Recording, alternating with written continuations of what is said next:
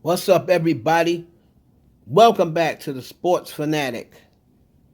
I am your host, Heaven Hollywood Clark. And today we're going to be talking about the San Francisco 49ers, more specifically, Brock Purdy, and why Brock Purdy will get revenge in 2024. What will he be getting revenge for, Heaven? This is last year he was in the NFC Championship game. He got hurt. This year, the San Francisco 49ers were 12-5. Brock Purdy had a very good year.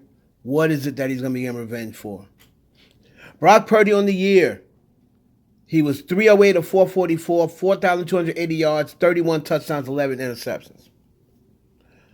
But everyone seems to be talking about, all I've heard all year was that little 3-game stretch, I believe it was, where what were they, 0-3 in that little 3-game stretch.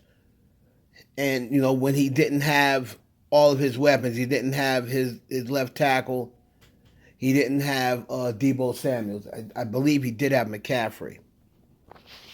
And then people were talking about the big game against the Ravens, in which he got off to a fast start and was driving the field, but then they had to settle, I think, for it. No, they didn't even get 3. He tried to still put it down and end up throwing an interception, and then that was pretty much the end of Brock Purdy's day. Because after that pick, and then the second pick, I believe he threw 4 picks in the game against the Ravens, right? This week, he's playing a hot Packer team. To start off, the San Francisco 49ers have a 78.6% chance of winning, according to ESPN Analytics. Of course, Green Bay don't give a damn about no analytics, because they just won last week and nobody expected them to win that game, right? But Green Bay did win. They went into Dallas and absolutely just walloped the Cowboys. Who is Brock Purdy going to get revenge on? Well, Brock Purdy is going to get revenge on everybody. And my prediction is, look, like I did from the beginning of the season, I believe that the San Francisco 49ers will go back to the Super Bowl and meet the Kansas City Chiefs again. And this time, they're going to finish the job that they should have finished, 3 Super Bowls ago? Where they absolutely had the Chiefs dead to rights, and then Jimmy Garoppolo couldn't get a first down, and then it kept giving the ball back to the Chiefs. Eventually, a offense that has Tyreek Hill in it, and Travis Kelce and Patrick Mahomes. Eventually, if you keep giving them chances, they're going to eventually break through, and that's what happened in that Super Bowl. But this time, I believe it'll be different. I believe it'll be different because Brock Purdy is not Jimmy Garoppolo. And as much as people want to make it seem as though, oh yeah, we could just put anybody back there. They could put anybody back there and it'd be successful. Jimmy Garoppolo went to the Super Bowl. Yeah, but Jimmy Garoppolo didn't win the Super Bowl. And Jimmy Garoppolo could not make enough plays with all those weapons to win a Super Bowl that he was up 10 points late in the fourth quarter. And he just couldn't get a first down, couldn't get him back in the field goal range to just get one more 3-point attempt. He did that whole fourth quarter. He didn't even drive them deep enough to get a field goal attempt. All right? But Brock Purdy is not Jimmy Garoppolo. People talk about Deebo Samuels being the number 1 weapon in the air. Actually, Brandon Ayuk is the big weapon in the air. He led the receivers with 75 receptions, 1,342 yards, and 7 scores. And of course, we know about Christian McCaffrey, 272 carries, 1,459 yards, and 14 rushing touchdowns. I think he had like 6 in the air as well. But it's going to be a tall task for the Green Bay Packers. Now, I do love what I saw of Jordan Love. Look at Jordan Love and really what is his rookie season. All right, he was 4,159 yards. He threw one more touchdown than Brock Purdy.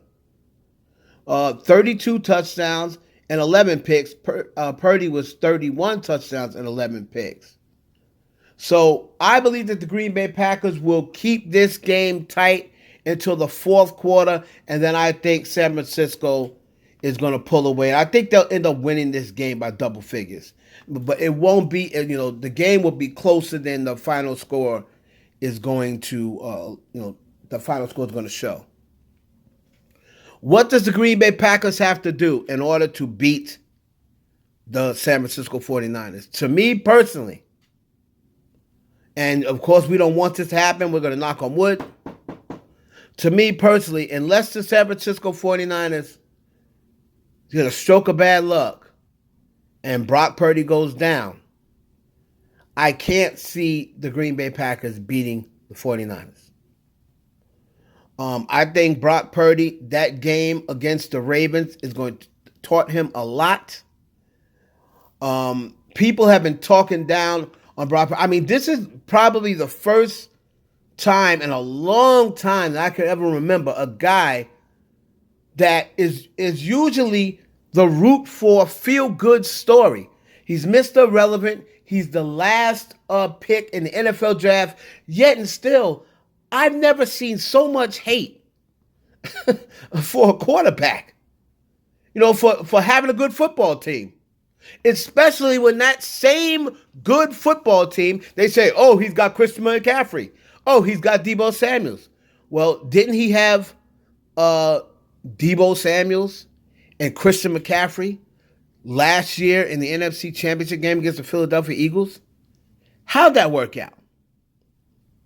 Okay, and I know people are going to say, well, that's because they had no quarterback, or Christian McCaffrey had to play quarterback. Christian McCaffrey did not play quarterback that long. That's the first thing. Second thing is, yes, they put in, I believe it was Josh Johnson was the backup quarterback. And Josh Johnson, he wasn't doing anything either while he was in there. It's not like he went in there and got hurt the first play. Okay, when Josh Johnson went in there, he did nothing. Josh Johnson, while he was in the game, he threw the ball 13 times. He had 13 attempts, 7 of 13 for 74 yards and sacked twice. Okay, so it's not like you say, oh, you could put anybody in there. Well, they did have anybody in there. And look how that turned out. So you just can't say, oh, he could just put anybody in there. Oh, look at all the weapons they have. No one ever says, look at all the weapons Pat Mahomes has. Does anybody ever say that about Patrick Mahomes? Has had maybe the best tight end in the history of the NFL. And at one point he had, because of the reason why he won that first Super Bowl, was because he had probably the most dynamic receiver in NFL history. Nobody said that about Mahomes. Or if he would have never won if it wasn't for Tyreek Hill. Remember he got back to the other Super Bowl when he scored in 12 seconds to tie and eventually beat Buffalo? I mean, so, you need weapons. And like I said, Brock Purdy, to me, I've never seen such a feel-good story. What did Brock Purdy do to anybody? I mean, it's analyst after analyst after analyst just showing hate for this guy. And the numbers are staring them right in the face, and they act like they can't see it. Oh, he dink and doinks, and he took. The guy led the league in air yards per attempt. But they act like they don't see that. 267 yards per game. His average is 9.6 yards per attempt. I mean, what are we talking about here? That was tops in the league or near the top. Completed almost 70% of his passes. So I believe that the San Francisco 49ers will beat the Green Bay Packers this week 37-24. And I believe that will send them to the NFC Championship game, where I believe they will win and then avenge the Super Bowl loss to the Kansas City Chiefs. But we will cross that bridge when we get to it. We'll be back. We'll be analyzing all of the games this weekend.